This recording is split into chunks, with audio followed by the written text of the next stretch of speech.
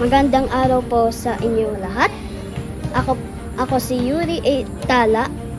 Nandito ang ulat panahon para sa bayan ng Castilla Zambales.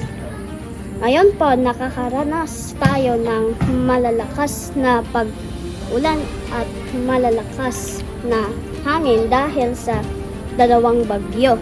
Bagyong Dante, Bagyong Imo. Kahit hindi sila tumama dito sa atin, pinalakas nila ang habagat, kaya maraming ulan ang bumubuhos sa ating lugar.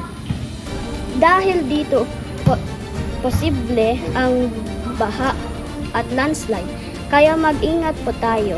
Ang mga nakatira malapit sa ilog at mababang lugar, at dapat lumikas kung kinakailangan.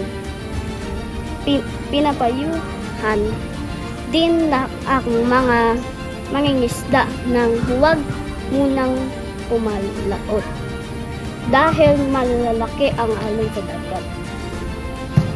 Mga kabaybayan, laging makinig sa abiso ng Pag-asa at ng ating lokal na pamahalaan.